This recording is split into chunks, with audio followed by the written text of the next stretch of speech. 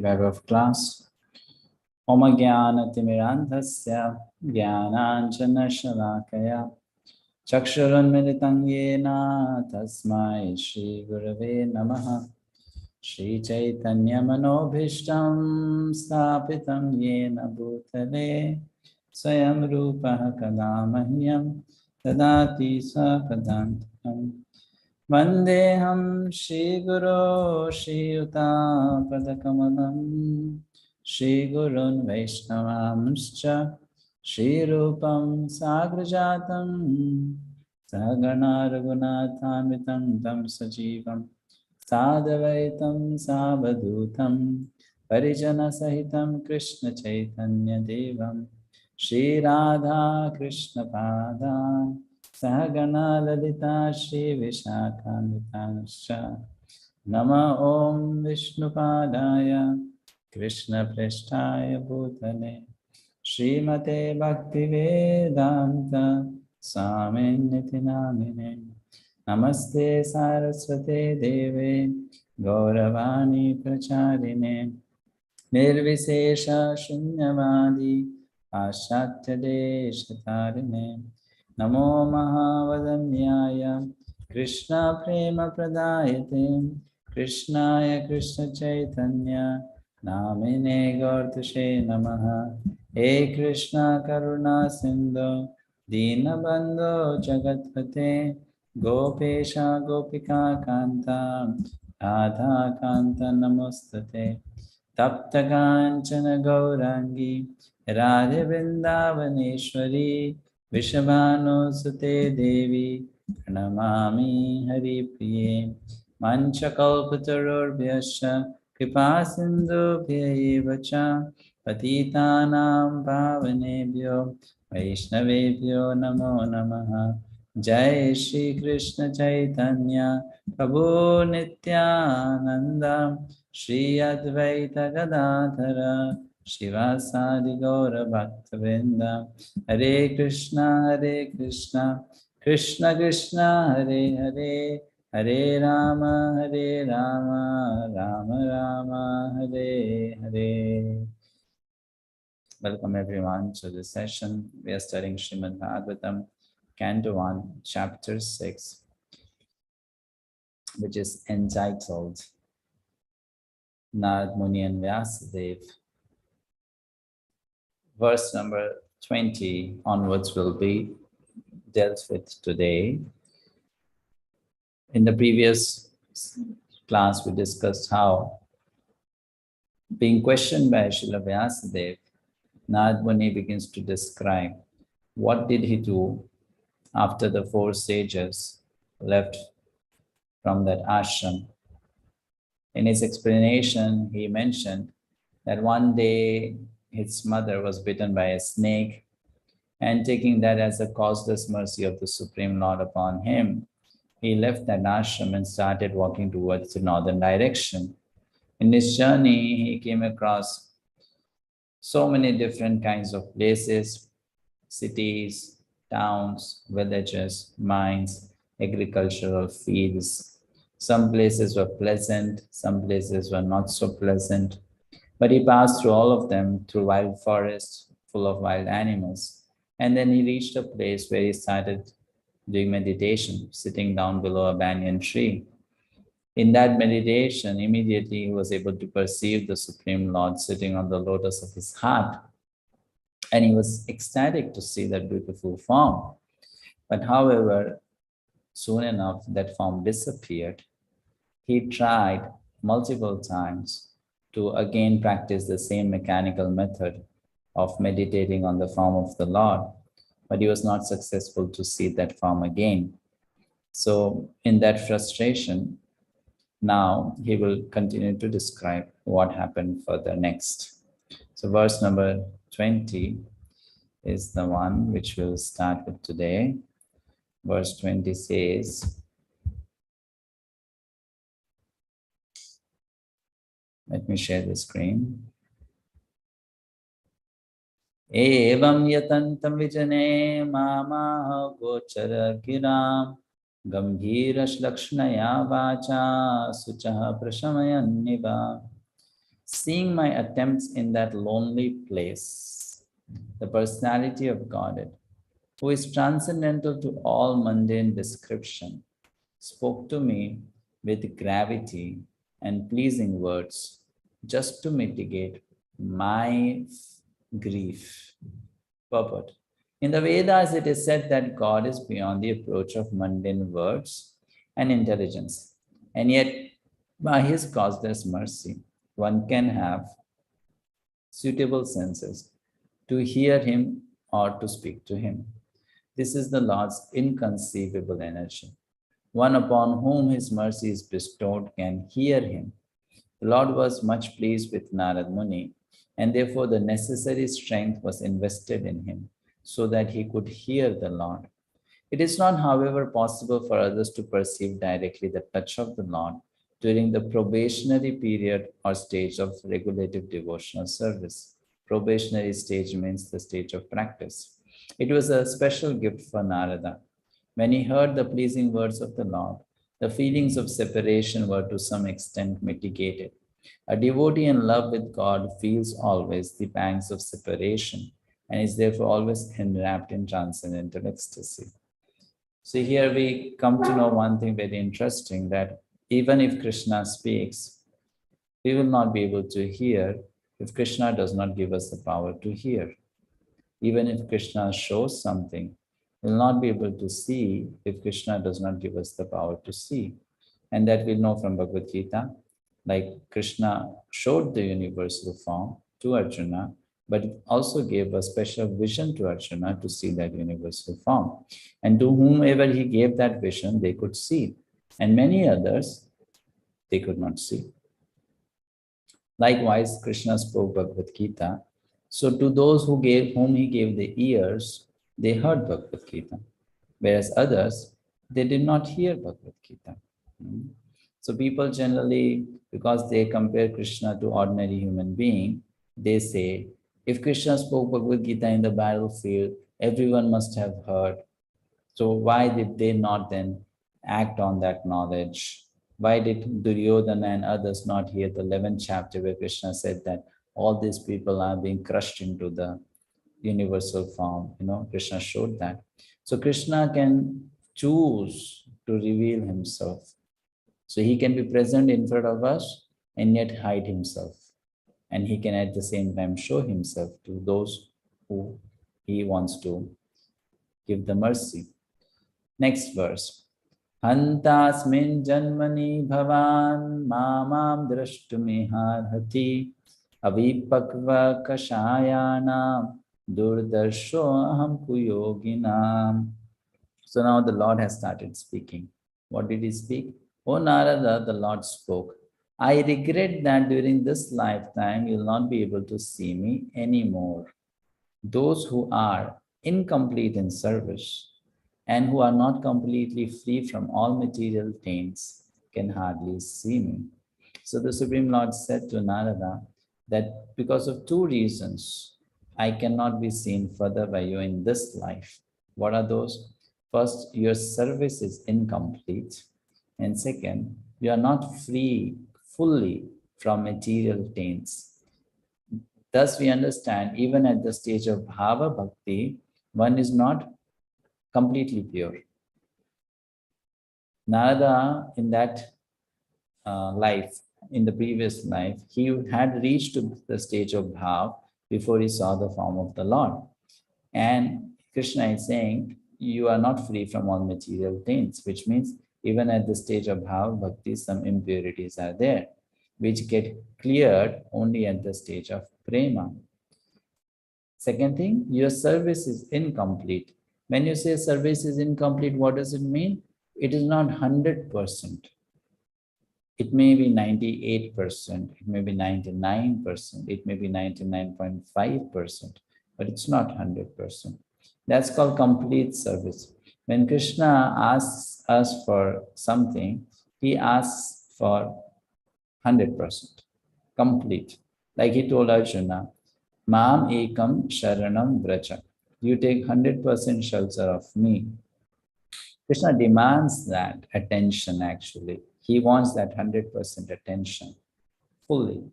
that one should give in fully. So he said, your service is incomplete. And because of that, you cannot see me. Purport.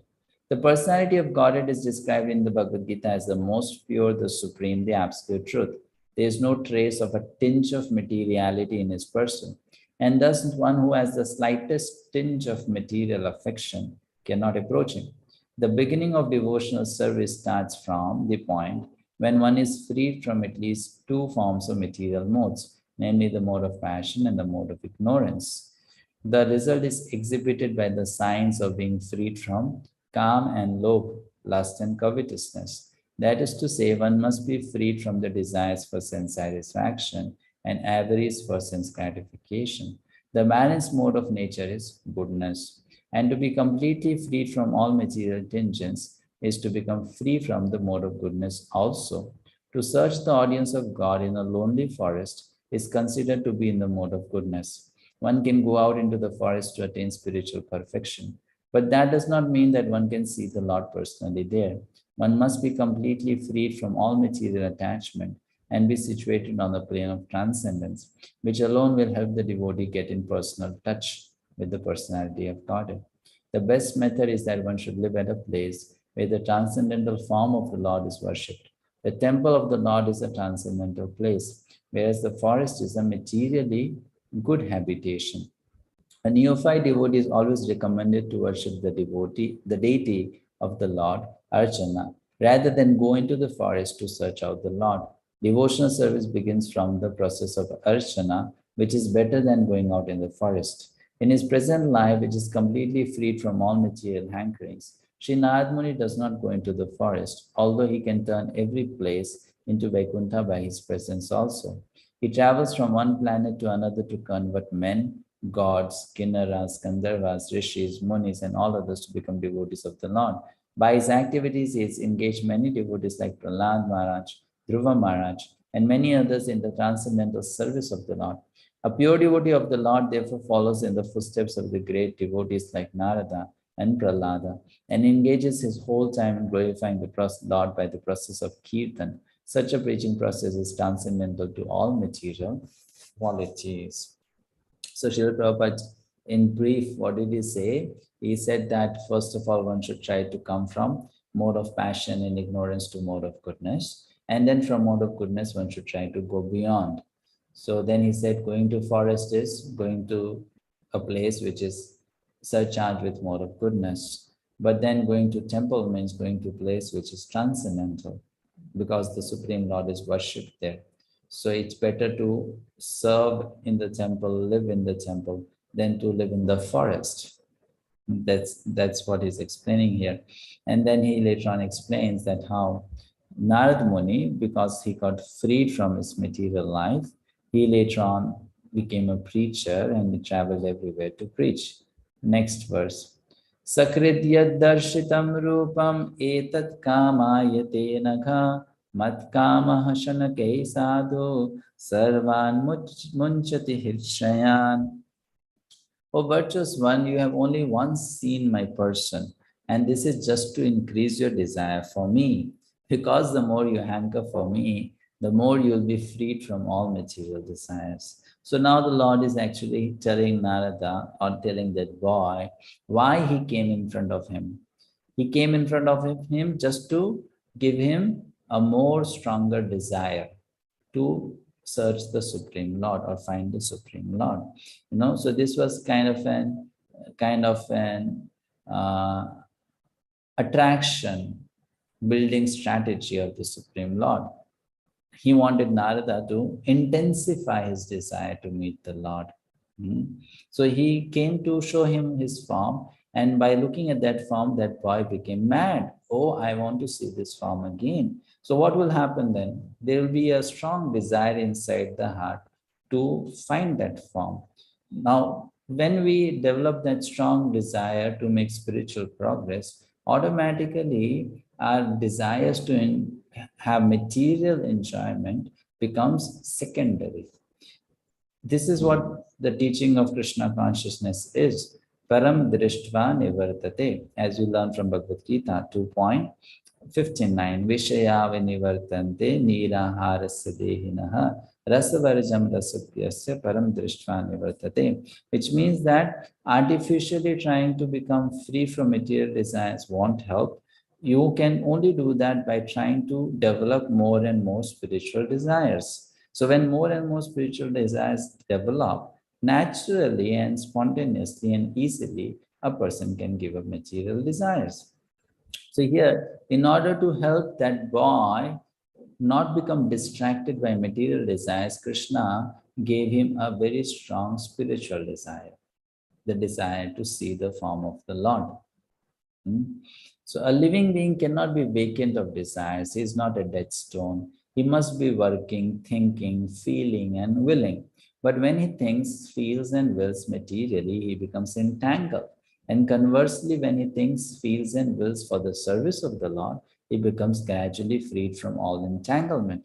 The more a person is engaged in the transcendental loving service of the Lord, the more he acquires a hankering for it. That is the transcendental nature of godly service. Material service has satiation, whereas spiritual service of the Lord has neither satiation nor end.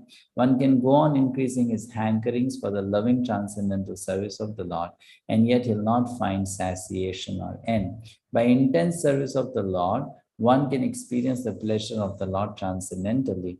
Yes, one can experience pleasure by intense service. Therefore, seeing the Lord means being engaged in His service, because His service and His person are identical. The sincere devotee should go on with sincere service of the Lord. The Lord will give proper direction as to how and where it has to be done. There was no material desire in Narada, and yet just to increase his intense desire for the Lord, he was so advised.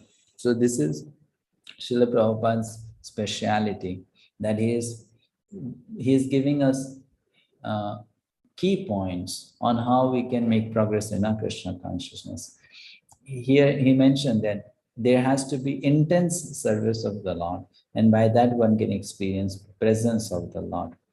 What does intense service means? Intense service means two things.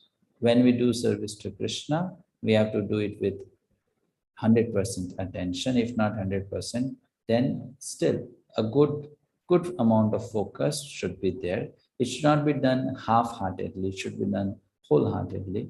Complete presence of body, mind, intelligence. And second thing, intense service to Krishna means that one is engaged in Krishna's service throughout the day, physically or mentally, somewhere or other, you know. So that is called intense service to Krishna, which means a good amount of energy is put in serving Krishna. And we need to learn that art, as I mentioned before. It's not that only by living in the temple one can be 24 hours engaged in Krishna's service. Even living outside the temple, engaged in one's daily chores, one can still be engaged in intense service to Krishna. For that, one has to learn the art of work, as is described in Bhagavad Gita in the chapters of Nishkam Karma Yoga. So, just to intensify the desire of Narada, Krishna came and gave him one glimpse of his eternal form. Sat sevaya dirgayapi jata mai dridamatihi hitva vadyam imam lokam gantamajjana tamasi. By service of the absolute truth, even for a few days, a devotee attains firm and fixed intelligence in me. So if we serve Krishna just for a few days, Krishna is saying, one can develop firm and fixed intelligence in me. Firm and fixed intelligence means what? Something like Vyavasaya Atmika Buddhi. Consequently, he goes on to become my associate in the transcendental world after giving up the present deplorable material worlds. So here it's mentioned, just by a few days of service to Krishna, one can become fixed in Krishna consciousness. Just for a few days. But it doesn't work so for everyone. People take long time to become fixed in Krishna consciousness. So what's so special? What happens to that person who makes it in few days? So that person, whoever he or she is, who can make it in few days, have one good quality.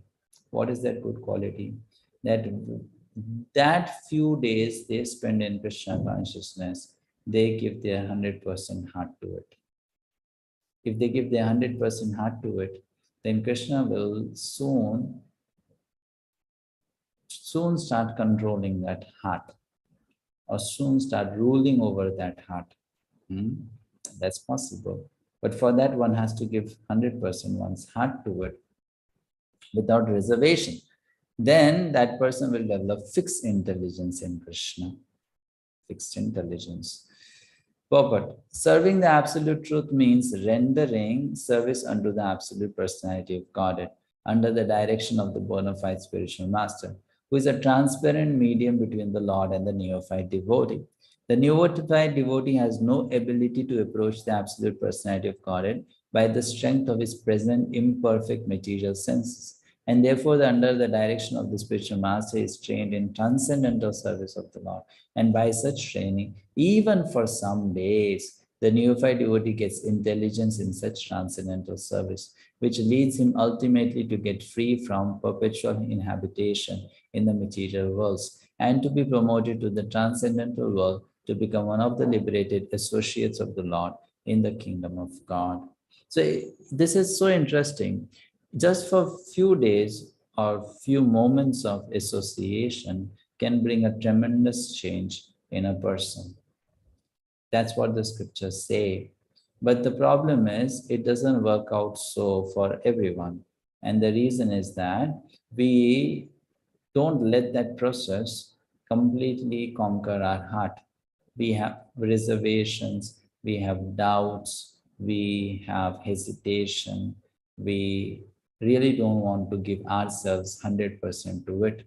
And because we don't try to give ourselves 100% to it, the process also does not work upon us so well. So for those who give themselves 100% to it without reservations, with that innocent faith that this is the best thing which I can do, then there will be a quick change in consciousness. There will be a quick fixedness of intelligence that this is the only real goal of my life. That will happen. Next verse. Matirmai nibadheyam na vipadyetya karhichit prajasarga nirodhepi smitischa mat anugrahat. So here now the Lord begins to glorify devotional service. Intelligence engaged in my devotion cannot be thwarted at any time. This is same as what Krishna said in Bhagavad Gita 2.40. Neha vikramana shosti pratyavayo na vidyate swalpamapiyasya dharmasya trayate mahato bhayat. So intelligence engaged in my devotion cannot be thwarted at any time. Even at the time of creation, as well as at the time of annihilation, your remembrance will continue by my mercy. One of the question of Vyasadeva was, how do you remember your past life? Because time destroys everything, memory power also. So in this verse is the answer to that question, that Narad is saying, I got this memory because of the mercy of the Supreme Lord. The Lord promised to me, the Lord gave this benediction to me, that even after you leave this body, your memory will remain. You will be able to remember everything, right? Devotional service rendered to the personality of Godhead never goes in vain. Since the personality of Godhead is eternal, intelligence applied in service, anything done in its relation is also permanent. In the Bhagavad Gita, it is said that such transcendental service rendered unto the personality of Godhead accumulates birth after birth. And when the devotee is fully matured, the total service counted together makes him eligible to enter into the association of personality of Godhead. Such accumulation of God's service is never vanquished, but increases till fully matured. So this is again a very important point to note, that we have to offer a specific quantity of service to Krishna to get Krishna's complete mercy. This is important for us to note, that we all have to offer some amount of service to Krishna to draw Krishna's attention upon us. And that's why devotees should be very eager to service, to do as much service as possible. Understanding that service rendered to Krishna is like investing in a spiritual account, and that's going to increase our spiritual bank balance. In material wealth, the wealth of a person is known by how much money you have. By counting that money, you understand how rich you are. But in spiritual society or circle, the richness of one's devotion is understood by how much service we are rendering to Krishna. What services we do and how much we do to Krishna. So based on that, then the reward is given. The reward is given based on that. So Prabhupada says, after we have completed the quota of service that we are supposed to do, then we'll become eligible to enter into association of Krishna. Then we'll get a chance to be with Krishna. So that's the reason a devotee should be very eager to render service as much as possible, right? That it's an opportunity for me to increase my spiritual bank balance. Next verse. Etavat uktvo pararama tanmahat bhutam nabo lingam lingam ishwaram aham chatasmai mahatam mahiyase shishnavanamam vidade nukampitaha. Then that supreme authority personified by sound and unseen by eyes, but most wonderful, stopped speaking. So the second time when the Lord interacted with that boy, he interacted through sound, not by form. In the previous interaction, it was that he gave him a glimpse of the form. But in the next second interaction is that the Lord just spoke to him. He did not show him any form. He spoke to him. He spoke, and those transcendental words enter into the ears of this boy. Feeling a sense of gratitude, I offered my obeisances unto him, bowing my head. So he felt gratitude. Why he felt gratitude? He felt grateful because the Lord spoke to him. So for that he felt gratitude, that Krishna spoke to me. Krishna took out time to give attention to me. So he felt very grateful for that. And that's why he offered his obeisances. That the personality of Godhead was not seen but only heard does not make any difference, right? The personality of Godhead produced the four Vedas by his breathing, and he is seen and realized through the transcendental sound of the Vedas. Similarly, the Bhagavad Gita is the sound representation of the Lord, and there is no difference in identity.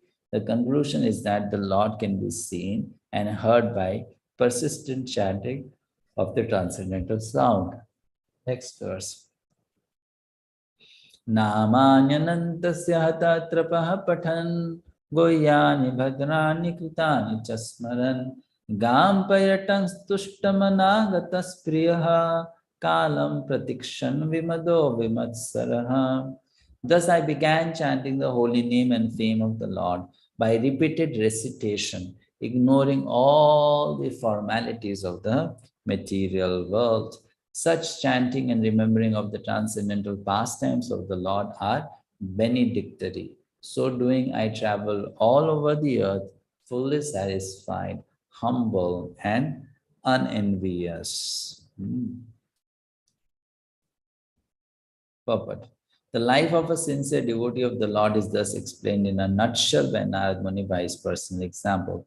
Such a devotee, after his initiation by the Lord or his bona fide representative, takes very seriously chanting of the glories of the Lord and traveling all over the world so that others may also hear the glories of the Lord. Such devotees have no desire for material gain. They are conducted by one single desire, to go back to Godhead. This awaits them in due course on quitting the material body. Because they have the highest aim of life, going back to Godhead, they are never envious of anyone, nor are they proud of being eligible to go back to Godhead. Their only business is to chant and remember the holy name, fame, and pastimes of the Lord, and according to personal capacity, to distribute the message for others' welfare without motive of material gain. So in this verse and purport, Srila Prabhupada is talking about the process to be followed by a sincere devotee. A sincere devotee should try to chant and remember the holy name, fame, and for pastimes of the Lord. And this should increase in the life of a sadhaka. We should know one thing, that in the beginning, when we joined this movement, for us chanting 16 rounds is quite a task. Some other completing 16 rounds. But then that should not remain a task, a difficult task throughout our life. It should not happen so that even after so many years, again, 16 rounds is a difficult task. It should not. As we progress, then chanting those 16 rounds should become something very easy, very simple, very, very, it should not be painstakingly done. It should be done with ease, and later on, then it should also turn into more chanting of Hare Krishna, not just 16 rounds. That, okay, I can do 20 rounds, I can do 22, I can do 25. So that appreciation for the holy name and that taste of the holy name should increase. So much so that one can come to the point, Satatam Kirtayanto Mam Yatantascha Dridvrataha. One can chant the holy names of Krishna always, Satatam, at every single moment. So that's the goal. Coming to 16 rounds is not the goal. Coming to 16 rounds is just the beginning.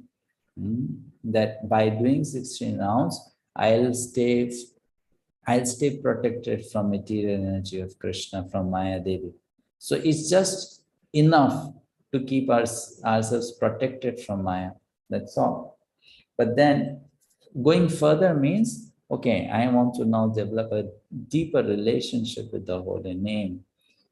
So I want to go deeper into it, further into it.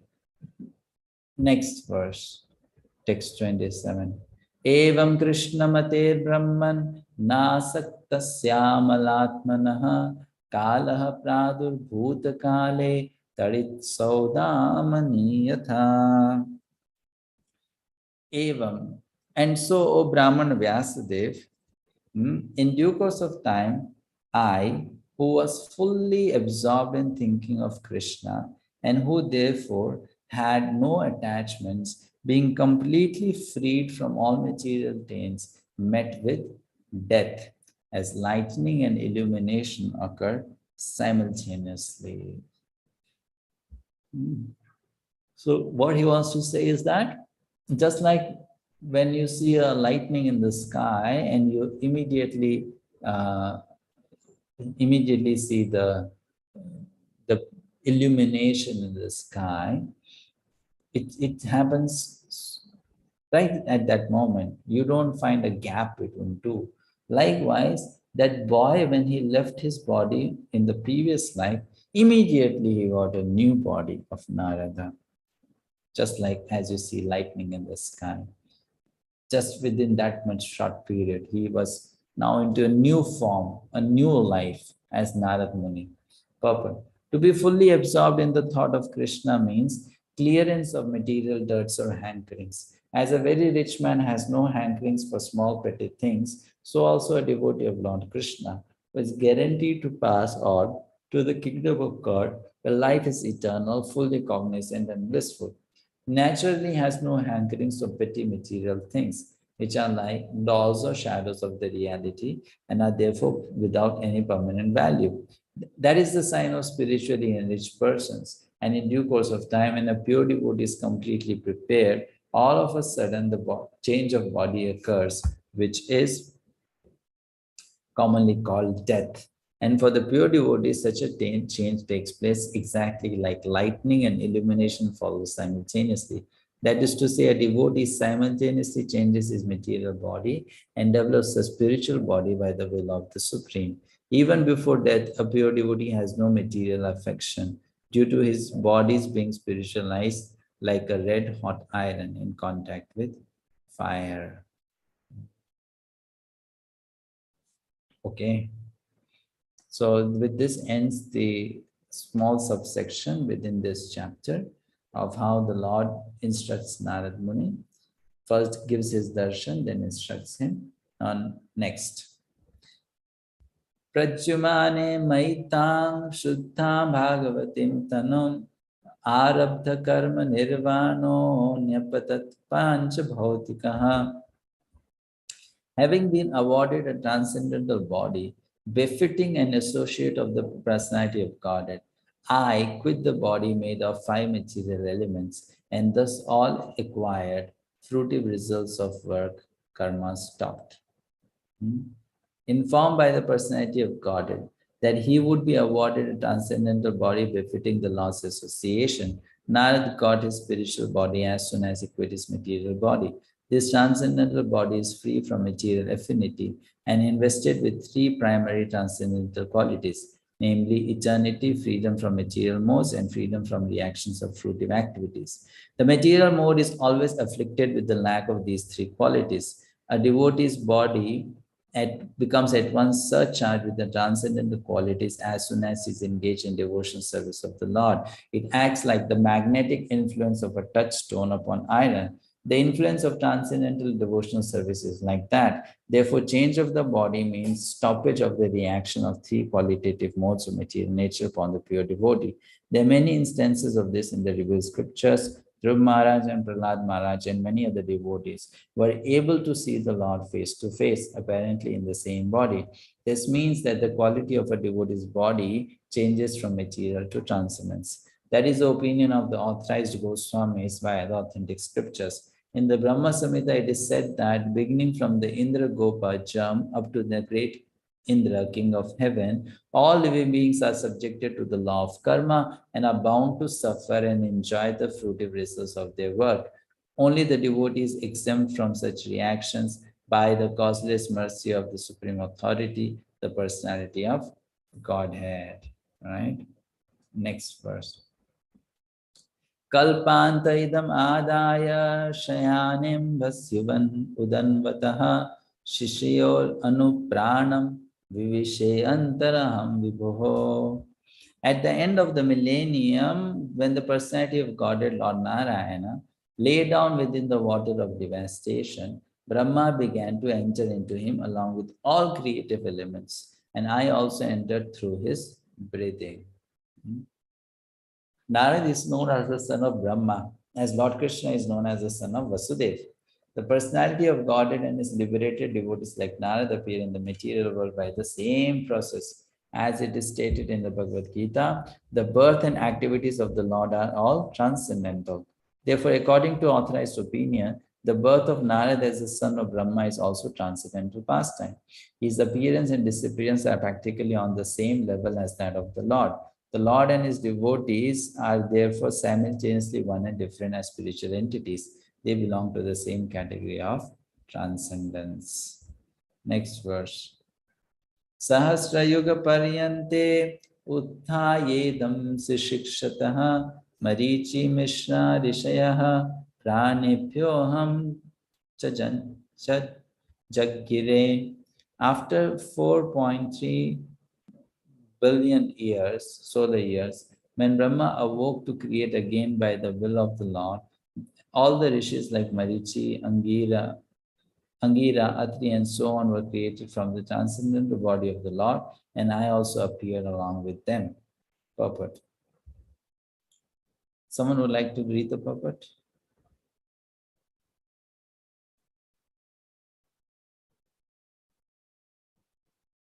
Who would like to? Venkatesh? May I read, Prabhuji?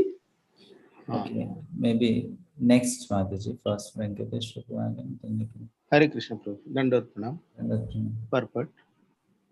Srila Prabhupada ki ji. The duration of a day in the life of Brahma is 432 crores solar years. This is stated also in the Bhagavad Gita. So for this period, Brahmaji rests in the Yoga Nidra within the body of the Garbhodakshay Vishnu, the generator of Brahma.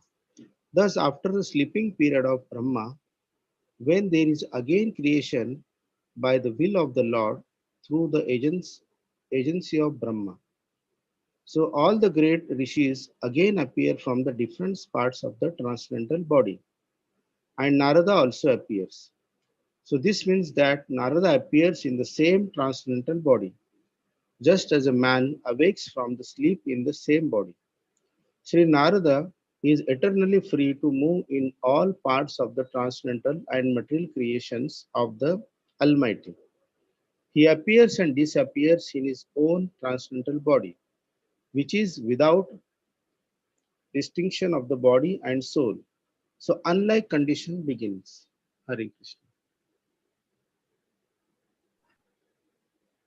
Thank you, Prabhuji. Hare Next verse. Antarbahishcha lokan strin paryem yaskandita vrataha anugrahan mahavishnur abhighata gati kvachit. Since then, by the grace of the Almighty Vishnu, I travel everywhere without restriction, both in the transcendental world and in the three divisions of the material world. This is because I am fixed in unbroken devotional service of the Lord. Okay, yes, I don't know, Mr. Mataji. Hare Krishna. As stated in the Bhagavad Gita, there are three divisions of the material spheres, namely the Urdhva Loka, topmost planets, Madhya Loka, midway planets, and Adho Loka, downward planets.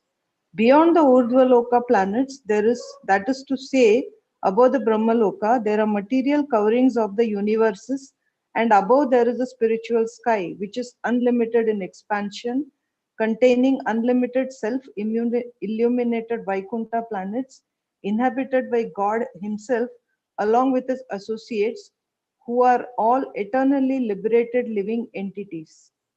Sri Narada Muni could enter all these planets in both the material and spiritual spheres without restriction, as much as the Almighty Lord is free to move personally in any part of His creation. In the material world, the living beings are influenced by the three material modes of nature, namely goodness, passion, and ignorance. But Sri Narada Muni is transcendental to these material modes, and thus he can travel anywhere unrestricted. He is a liberated spaceman. The causeless mercy of Lord Vishnu is unparalleled, and such mercy is pursued by the devotees only by the grace of the Lord. Therefore, the devotees never fall down, but the materialists, that is, the fruitive workers and the speculative philosophers, do fall down, being forced by their respective modes of nature. The rishis, as above mentioned, cannot enter into the transcendental world like Narada. The fact is disclosed in the Narasimha Purana. Rishis like Marichi are authorities in fruitive work, and rishis like Shanaka and Sanatana are authorities in philosophical speculations. But Sri Narada Muni is the prime authority for transcendental devotional service of the Lord.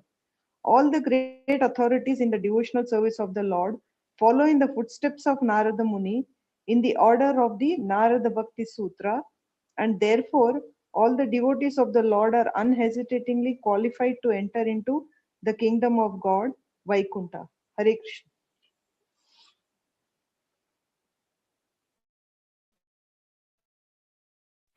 Hare Krishna. Text 32. Devadattamimam vinam swara brahma vibhushitam murchayatva harikatham gayamanascharamyaham. And thus I travel, constantly singing the transcendental message of the glories of the Lord, vibrating this instrument called a veena, which is charged with transcendental sound and which was given to me by the Lord Himself, Krishna. The musical stringed instrument called the veena, which was handed to Narad by Lord Shri Krishna, is described in the Linga Purana, and this is confirmed by Srila Jiva Goswami. This transcendental instrument is identical with Lord Shri Krishna and Narada because all of them are of the same transcendental category. Sound vibrated by an instrument cannot be material, and therefore the glories and pastimes which are broadcast by the instrument of Narada are also transcendental, without a tinge of material inability. The seven singing meters, namely Sha, Ri, Ga, Ma, Pa, Dha, and Ni, are also transcendental and specifically meant for transcendental songs. As a pure devotee of the Lord, Sri Narad Dev is always fulfilling his obligation to the Lord for his gift of the instrument, and thus is always engaged in singing his transcendental glories, and is therefore infallible in his exalted position. Following in the footsteps of Sri Narad Muni, a self-realized soul in the material world should also properly use the sound meters, namely Sa, Re, Gama, etc., in the service of the Lord by constantly singing the glories of the Lord, as confirmed in the Bhagavad-gita. Text 33. Pragayatah svaviryani tirthapadah priyashavah ahuta iva me shikhram darshanam yati chetasi. The Supreme Lord Shri Krishna, whose glories and activities are pleasing to hear, at once appears on the seat of my heart, as if called for, as soon as I begin to chant his holy activities. As soon as Narad begins to chant, immediately the Supreme Lord appears on the seat of his heart. Okay, someone else can read, please.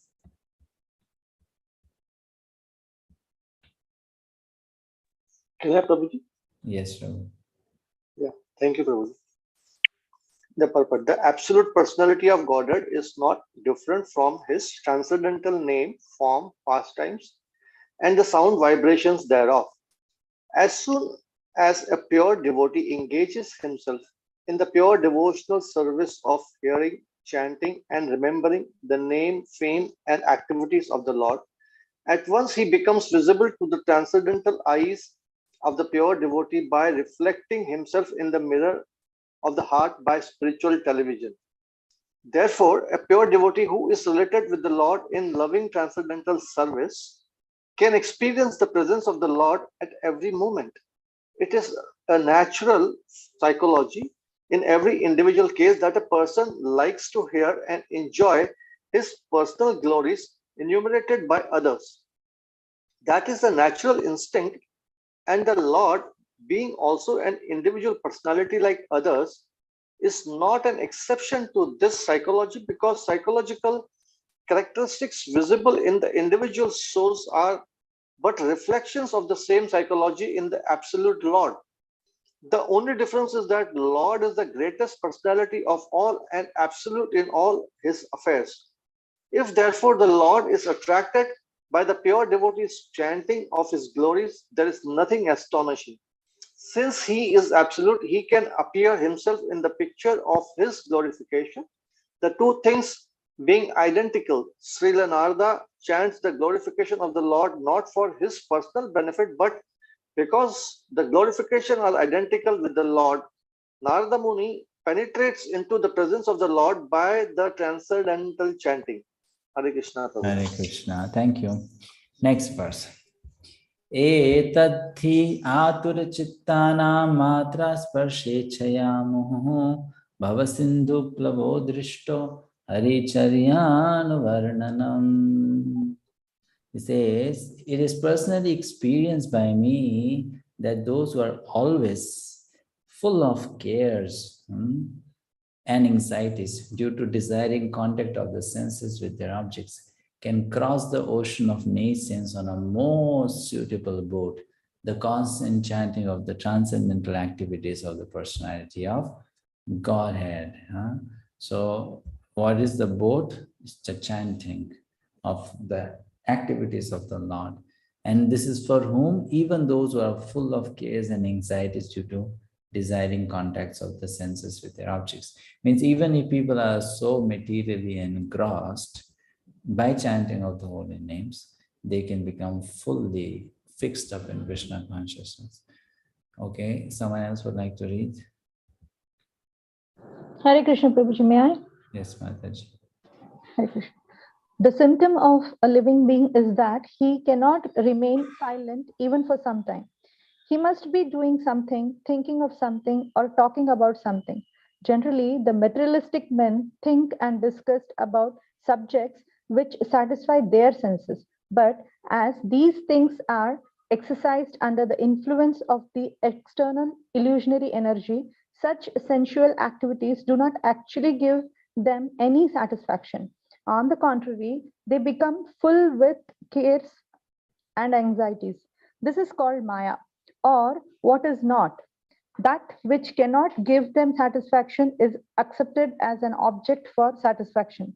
So Narad Muni, by his personal experience, says that Satisfaction for such frustrated beings engaged in sense gratification is to chant always the activities of the Lord. The point is that the subject matter only should be changed. No one can check the thinking activity of a living being, nor the feeling, willing, or working processes. But if one wants actual happiness, one must change the subject matter only. Instead of talking of the politics of a dying man, one might discuss the politics administered by the Lord Himself. Instead of relishing activities of the cinema artist, one can turn his attention to the activities of the Lord with his eternal associates like the Gopis and Lakshmis. The Almighty Personality of Godhead, by His causeless mercy, descends on the earth and manifests activities almost on the line of the worldly men, but at the same time, extraordinarily, because He is Almighty.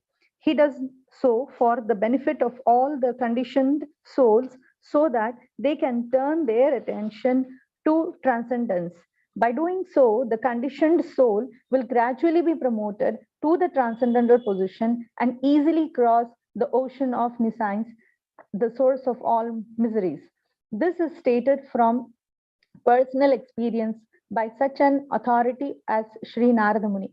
And we have the same experience also if we begin to follow in the footsteps of the great sage, the dearmost devotee of the Lord. Hare Krishna Prabhu, thank you. Hare Krishna, thank you. So chanting of holy names or chanting of activities of Krishna is the most suitable boat to cross over the material ocean. That's what Narada is saying from his experience. Right? Next verse. Yamadivir yoga pathe kamalobhahato muhu mukunda sevaya yatvat tathatma dhana samyati. It is true that by practicing restraint of the senses by the yoga system, one can get relief from the disturbance of desire and lust. But this is not sufficient to give satisfaction to the soul, for this is derived from devotional service to the personality of Godhead. So now it is now comparing the process of Ashtanga Yoga to the process of Bhakti. He's saying that by performing Ashtanga Yoga, one can definitely become free from the disturbance of desire and lust. Lust and desire, or you can say lust and greed, calm, it creates some kind of disturbance within the mind that we can easily understand. For someone who doesn't have these desires in the mind, that person is so peaceful, not agitated, not disturbed. But someone who has these desires, that person is restless. The mind is restless.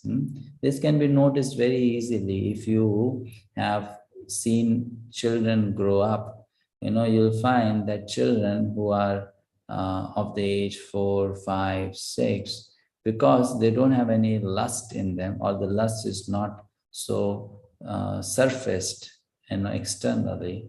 It is only present in dormant form. They are quite free from all those anxieties which a young boy and girl has. As soon as a child enters into youthhood, then the mind becomes so restless because of so many desires flowing in the mind and disturbing the mind. So by yoga system, one can become at least free from those disturbances of desire and lust. And that freedom brings some satisfaction because one will not have those problems which are otherwise present. However, it cannot give one complete satisfaction, which comes by engaging in devotional service to Krishna. But yoga aims at controlling the senses. How? By means of by practice of the mystic process of bodily exercise in sitting, thinking, feeling, willing, concentrating, meditating, and at last being merged into transcendence. One can control the senses. The senses are considered like venomous serpents, and the yoga system is just to control them. On the other hand, Narad Muni recommends another method for controlling the senses in the transcendental loving service of Mukunda, personality of Godhead. And by his experience, he says that devotional service to the Lord is more effective and practical than the system of artificially controlling the senses. In the service of the Lord Mukunda, the senses are transcendently engaged. Then, thus, there is no chance of their being engaged in sense satisfaction. The senses want some engagement. To check them artificially is no check at all, because as soon as there is some opportunity for enjoyment, the serpent-like senses will certainly take advantage of it. There are many such instances in history, like Vishwamitra Muni's falling a victim to the beauty of Menaka, but Haridas Thakur was allured at midnight by the well-dressed Maya, and still she could not induce that great devotee into her trap. The whole idea is that without devotional service of the Lord, neither the yoga system nor dry philosophical speculation can ever become successful. Pure devotional service of the Lord, without being tinged with fruitive work, mystic yoga, or speculative philosophy, is the foremost procedure to attain self-realization. Such pure devotional service is transcendental in nature, and the systems of yoga and jnana are subordinate to such a process. When the transcendental devotional service is mixed with the subordinate process, it is no longer transcendental, but is called mixed devotional service. Sri Vyasadeva, the author of Srimad-bhagavatam, will gradually develop all these different systems of transcendental realization in the text. Next verse, 36. Sarvam tadidam akyatam yat prishtoham tvaya nagha janma karma rahasyam me bhavatascha-atma-toshanam. O Vyasadeva, you are freed from all sins. So now, from here he starts again instructing Vyasadeva on what he should be doing. Thus, I have explained my birth and activities for self-realization as you asked. All this will be conducive for your personal satisfaction also. All right. Someone else would like to read now? May I read, Prabhuji? Yes, Mataji, continue. The process of devotional activities from the beginning to the stage of transcendence is all duly explained to satisfy the inquiries of Vyasadeva. He has explained how the states of devotional service were sown by transcendental association and how they gradually develop by hearing the sages. The result of such hearing is detachment from worldliness, so much so that even a small boy could receive the death news of his mother, who was his only caretaker, as the blessing of God. And at once he took the opportunity to search out the Lord. A sincere urge for having an interview with the Lord was also granted to him, although it is not possible for anyone to see the Lord with mundane eyes. He also explained how by execution of pure transcendental service, one can get rid of the fruitive action of accumulated work and how he transformed his material body into a spiritual one. The spiritual body is alone able to enter into the spiritual realm of the Lord, and no one but a pure devotee is eligible to enter into the kingdom of God. All the mysteries of transcendental realization are duly experienced by Narad Muni himself, and therefore by hearing such an authority, one can have some idea of the results of devotional life, which are hardly delineated even in the original text of the Vedas. In the Vedas and Upanishads, there are only indirect hints to all this. Nothing is directly explained there, and therefore Srimad-bhagavatam is the mature fruit of all the Vedic trees of literature. Thank you, Mataji. Next verse. Sutta uvacha evam sambhashya bhagavan narado vasavi sutam amantrya veernam ranayan yayo yadrichiko munihi. Sutta Goswami said, so now he's bringing the discussion to an end or close. It started with, Shaunak Rishi asking questions, and then he started giving the answers. Meanwhile, then the episode of Narada having a discussion with Vyasa came up. But Narada is also now almost completing his conversation with Vyasadeva by giving him all those instructions. So Sutta Goswami says, thus addressing Vyasadeva, Sri Narad Muni took leave of him, and vibrating on his veena instrument, he left to wander at his free will. Purport. Someone can please read the purport?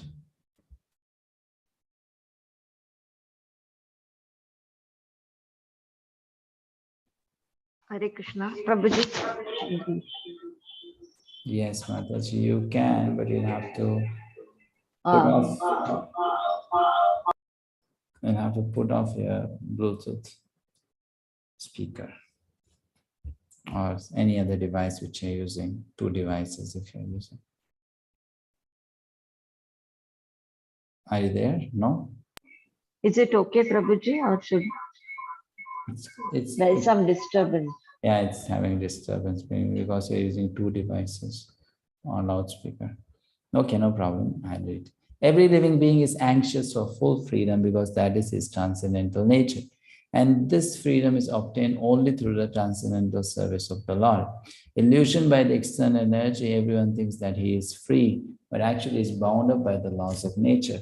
A conditioned soul cannot freely move from one place to another, even on this earth, and what to speak of one planet to another.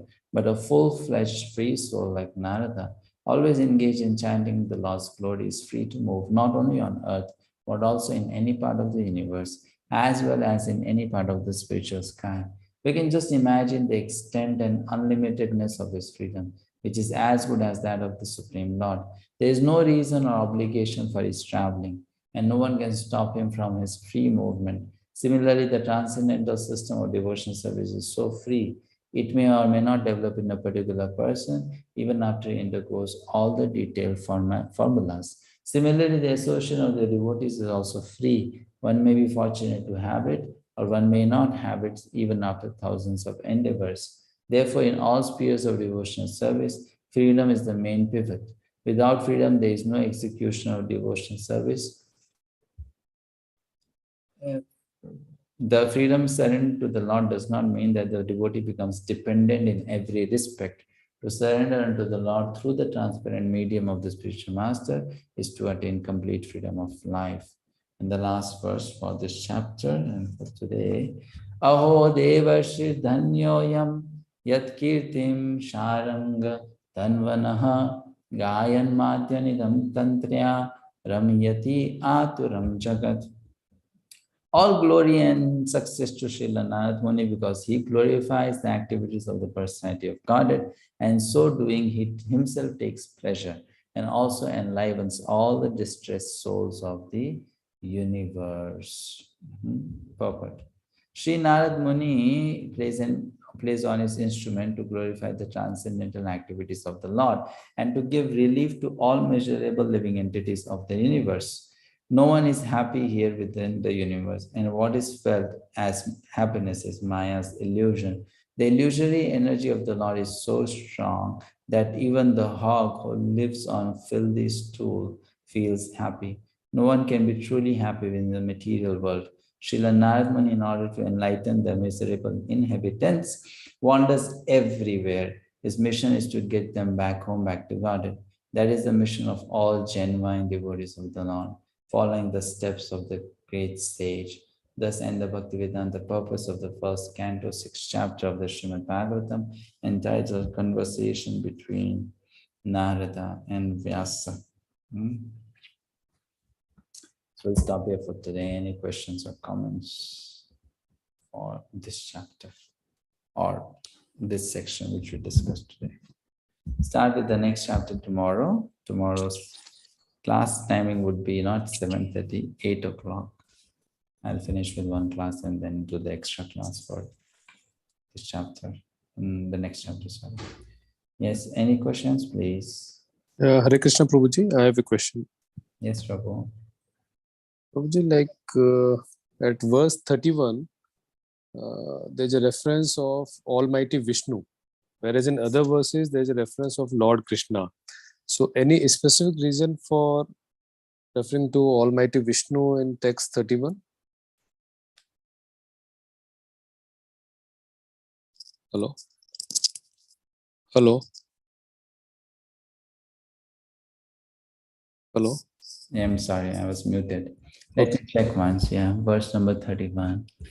Verse number 31 says, since then, by the grace of the Almighty Vishnu, I travel everywhere without restriction, both in the transcendental world and in the 3 divisions of the Lord. This is because I am fixed in. Yeah, because the word Mahavishnu has come in the Sanskrit shloka, that's why it's there in the translation also. Now, why Mahavishnu is mentioned here? Well, the reason for that is because since the Lord is all-pervading, the Lord Vishnu is all-pervading, so he got this ability to travel everywhere by Lord Vishnu.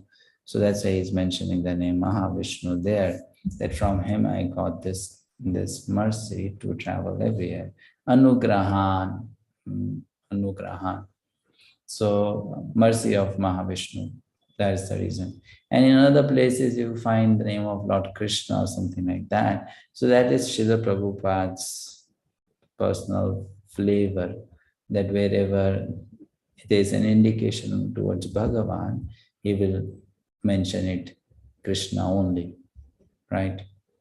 Even if, let's say, it's an indirect mention and it is pointing towards Vishnu, Prabhupada will mention Krishna. However, in this verse, because the name is specifically mentioned as Mahavishnu, so that's why he has translated that as again Vishnu only, not as Krishna, right? So that is the reason. Okay, Prabhuji, thank you very much. Thank you. Any other question? Hare Krishna, Prabhuji. Okay, now, who had the question? Okay, may I ask? Yes, Mataji. Text 23, by service of the absolute truth, even for a few days, the devotee attains firm and fixed intelligence in me. So, by the mercy of Lord, without any hard work or long time sadhana, if a devotee attains this intelligence, will the devotee know the value of that? Is there a chance of falling down? That is my question. Hare Krishna. Okay. So the question is, without putting sufficient effort or sadhana, if a devotee gets this benediction of being fixed in intelligence, will the devotee not fall down? Falling down is always possible. Even from the stage of bhava bhakti, one can fall down. So the question is not about falling down or not falling down. The idea is that by such kind of association, one will become fixed up in the resolve that Krishna Bhakti or Krishna consciousness is the only actual goal of life. That's fixed intelligence. It doesn't mean that one has become 100% Krishna conscious. It only means that one has at least decided that this is the only goal of life. That's called fixed intelligence. If one is not careful enough, one can fall down. That can happen with anyone. New person or even a very old person. Fall down can happen for anyone. But here, the point is that at least for such a person, that resolve is made that I want to be Krishna conscious and I want to make that as the most important goal of my life. At least that determination will develop by this association. That's the point, right? So for so many people, even that is not the understanding that Krishna consciousness is the only goal of life. So for this such kind of devotee, at least this benefit falls upon them or comes upon them, and they understand that this is what I am supposed to do. But fall down can happen anytime with anyone, actually. Up to the stage of bhava, it's possible. Okay, any other question? Yes. May I ask, Prabhuji? Yes, Prabhu. My question is regarding the 24th verse. In the purport, Prabhupada is referring to some Bhagavad Gita verse. I'm not able to identify which verse it is. Can you please enlighten? Sorry. In the purport to verse number 21, Prabhupada is referring to some Bhagavad Gita verse, but I'm not able to understand which verse. I'm not able to link it to any Bhagavad Gita verse. Where? In the purport to verse number 24. 24. Prabhupada is saying, In the Bhagavad Gita, it is said that such transcendental service rendered unto the personality of God accumulates birth after birth, and when the devotee is fully matured, the total service counted together makes him eligible to enter into the association of the Lord. So Prabhupada is taking a verse and then he is not taking the direct meaning of that verse. He's giving an extra additional explanation to it. That verse is Bahunam Janmanamante Gyanvan Prapatyate Vasudeva Sarvamiti Mahatma Sudurlabha. So there, after many, many births, a person begins to understand Krishna or Vasudeva is everything. So there he added, this is his add-on. What is that? That services in different lives brought together, complete service. That's what they're saying. Jnanadeepa Prabhu. Hare Krishna Prabhuji, can you hear me? Yes, Prabhu. Prabhuji, Narad Muni changed his material body to another body. Is it possible in the hands of the devotee? Change from material body to another body. It's in the hand of the devotee means? I didn't understand your question. No, because he was having a material body and then he changed over to the... So he did not change over. He was given the new body. No? It's not that he personally changed over to a mid-spiritual body. Not that, just like there's a wardrobe and you drop a set of clothes and wear another set of clothes. No, he did not change over. It was given to him, awarded to him.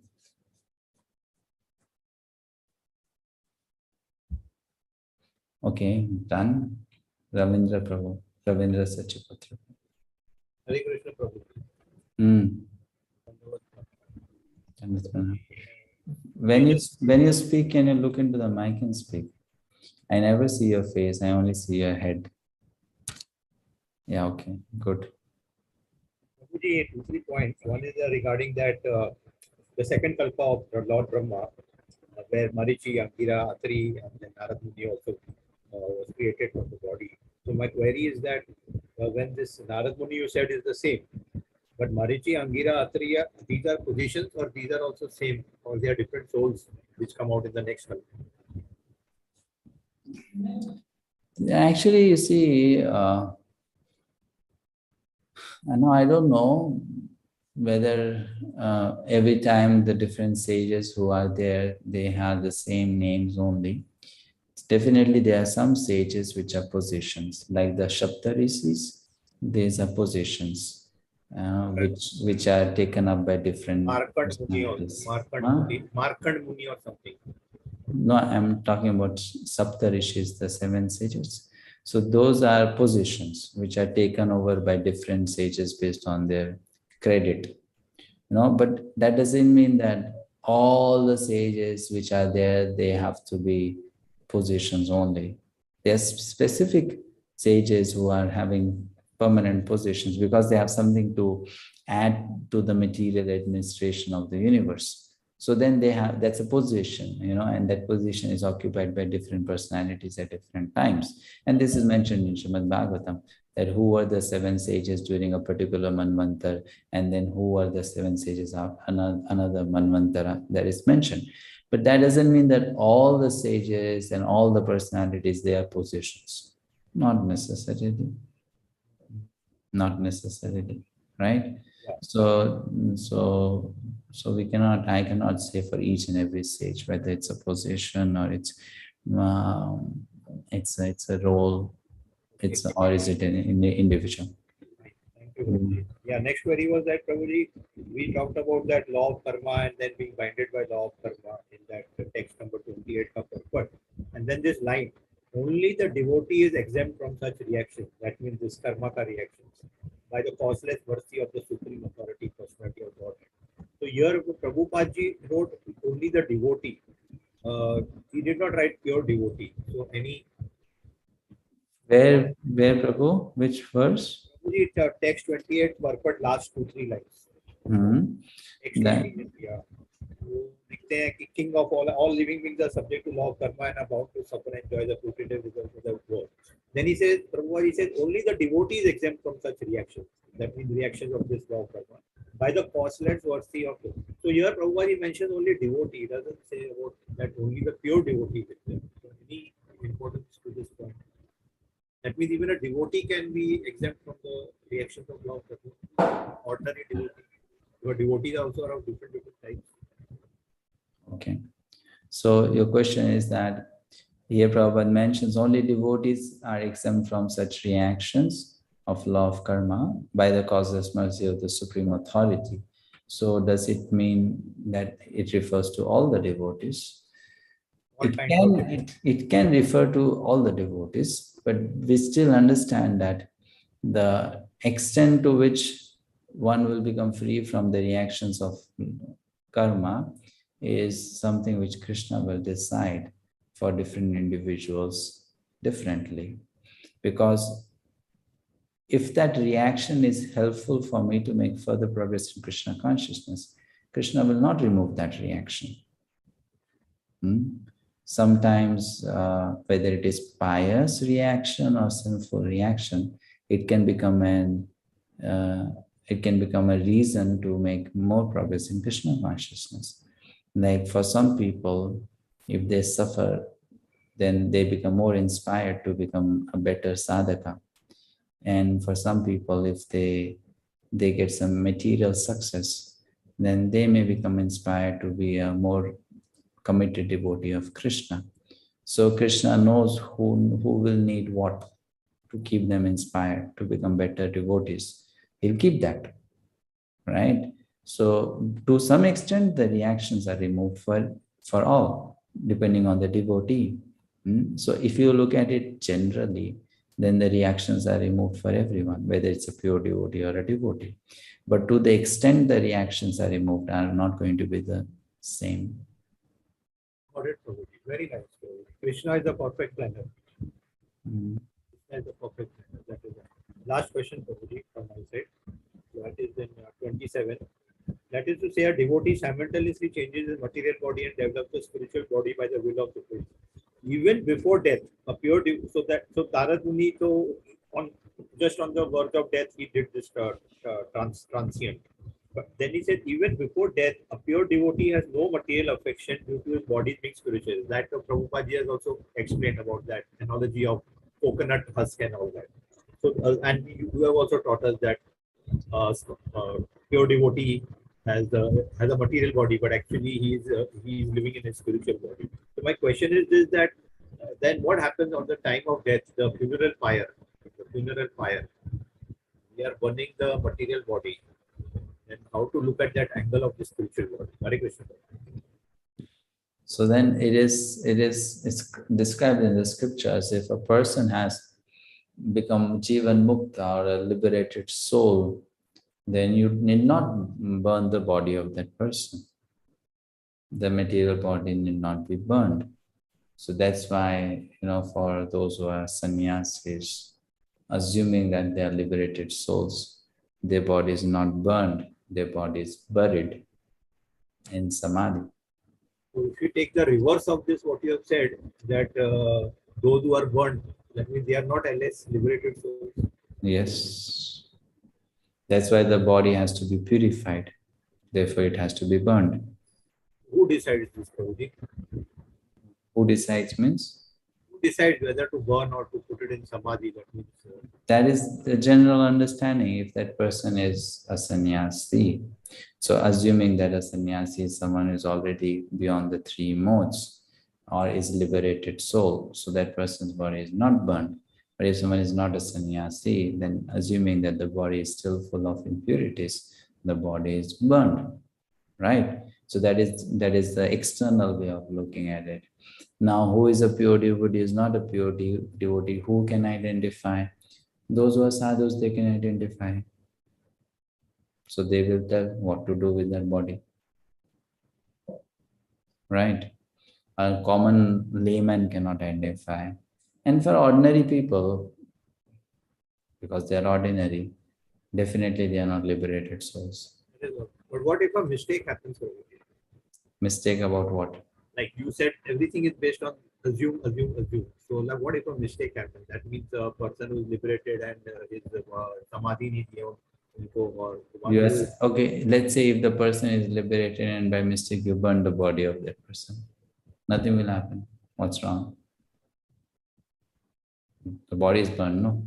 he has got two bodies now, material and spiritual both. The spiritual body cannot be burned, material body will get burned. Okay. And the other one, that he is not a liberated soul and is put in samadhi. Then that person will have to suffer. Which person? The one who decides this or the one who... The one who was buried. Hare Krishna. Thank you. Okay. Fine. So if there's no further question. Hare Krishna Prabhuji. Hare Krishna. Yeah, in text 26, yeah. Here it is said that Narad Muni says that I began chanting the holy name and the fame of the Lord by repeated recitation, ignoring all the formalities of the material world. So here, how do we understand? Like he had ignored the formalities of the material world, but as we as sadhakas, how do we understand this? So we don't have to forget the formalities of the material world. He's at a very advanced stage, so he can forget the daily rules and regulations.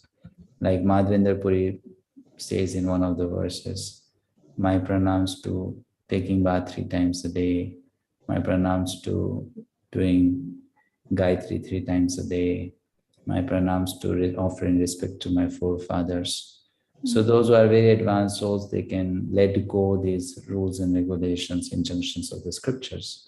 They may not follow and still they'll not become affected by it negatively. So for those people, it's allowed. They can forget about these things. But then not for us. We are not at that stage yet. So we have to follow. We have to follow all those formalities. But for them, it's okay. That is a very advanced stage. So they can let go. They did not participate in it. As one advances, then the rules and regulations change. Like even in sannyas ashram, it's not the same. A new sannyasi is supposed to follow certain rules. But then as they become more mature in sannyas, they need not follow those rules. Like to give an example, only for first 10 years of sannyas ashram, one is supposed to carry the danda. After 10 years of ashram in sannyas life, one can leave that danda also. So like that, there are different rules and regulations in all the ashramas. As one becomes more and more mature, one can forego the rules for the lower stage, and then one can go to the next one. So Bhaktivinoda Thakur very beautifully explains that in a book called Shri Bhakti Aloka. He says that is why devotees should study the scriptures very scientifically and understand at which level of my Krishna consciousness, what rules am I supposed to follow. And then as one makes progress to the next level, then one should also be ready to give up the rules and regulations of the lower level and then go to the next level. And then from there go to the next level and leave the rules and regulations of the lower level, like that, slowly moving on. So we did not follow like what's mentioned by Narada, but to some extent, whatever is our level we follow. All right, so I think we will, questions are done. Vrindavan and Leela Mataji wanted to share something. Yes, you can share, Mataji.